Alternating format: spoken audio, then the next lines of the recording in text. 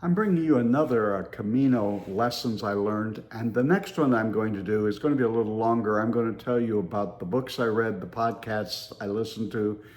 If you want to use a company to help you plan it, the company I would recommend, and again, just recapping equipment and those kinds of things, the things that I think go into making the Camino very successful.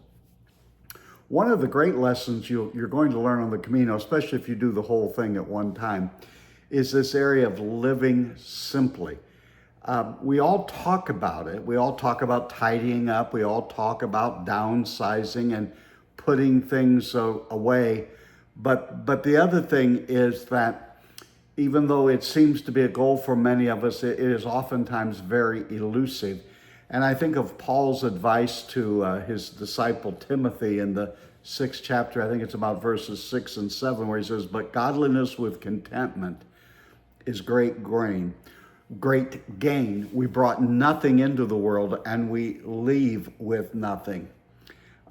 Simplicity really is just about making this journey in life with as little baggage as we can do. You can't live as long as some of us have lived and not accumulate a lot of things. And I knew that even though I was having some help in having my larger bag transported ahead each day, I learned really early on that you got to really get into simplicity. It's really the power of simplicity, of literally letting go. And when you get out of your regular schedule, as I was gone 43 days, about 5 of those days were travel. So 38, 39 days that I was either near or on the trail. I live totally differently than I live at home. Probably some of it comes from the fact that my wife and I were raised certain ways, that if you're going certain places, you have to look like this, you have to wear this.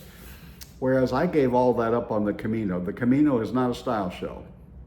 The Camino is getting up and going. And here's how simply my day became.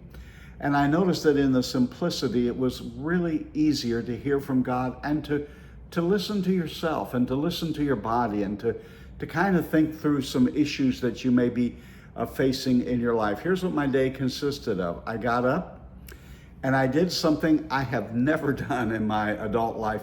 And that is, when I got off the road each day, I shaved, cleaned up, changed clothes, washed my laundry by hand, went out to eat. And I did something I've never done, and you'll probably laugh. I slept pretty much in the clothes I was going to wear the next day. So when I got up in the morning, I didn't shave. I brushed my teeth, put on some deodorant, and away I went. Ate breakfast, came back to the room, brushed my teeth, made sure that my bag was where the transport company could pick it up. I had a little list of those essential things: your phone, your money, your passport, your credential to be stamped, your first aid kit, and those sorts of things. And I checked them off, made sure everything was in my bag, checked my feet, got ready, started walking. Somewhere where I would pass a cafe, I would stop, and I got right in the habit, everybody else did, of stopping for a second breakfast and some coffee.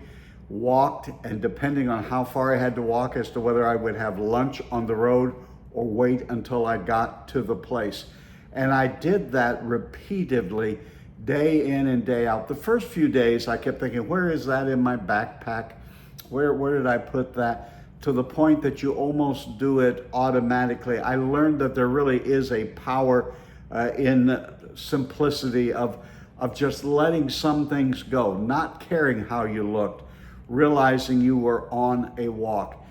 And just the simplicity of getting up every day and walking and doing what you needed to do. I found this truth: the lighter my pack, the lighter my heart was.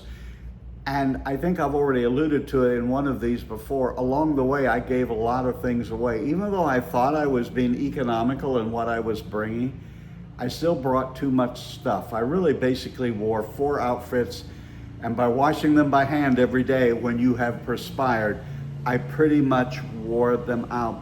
The simplicity of life allowed you to be open for whatever side roads God may take you on, what little cathedrals or building or historical sites.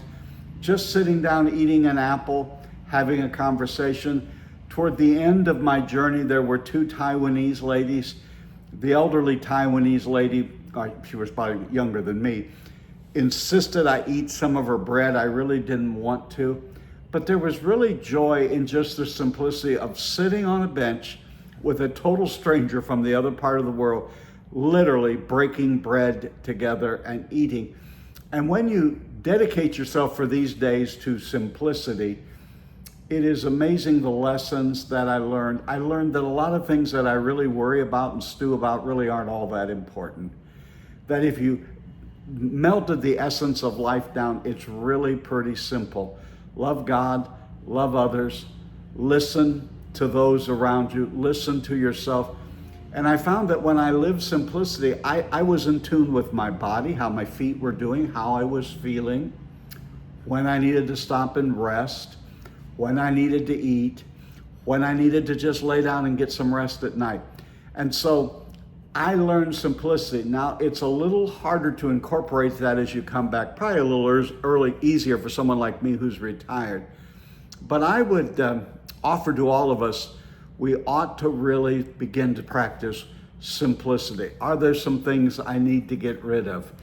Are there some things I can let go of? Not just stuff, but probably some feelings and things we're holding on to. The Camino was a lovely place in which to learn that lesson. And then I've been trying to incorporate that into my life as I've re-entered the world that I live in. Again, my next and probably one of my last ones about the Camino will be the things I would recommend you do if you want to study it, the books to read, the podcasts to listen to, and a company that I would recommend that would help you plan your Camino.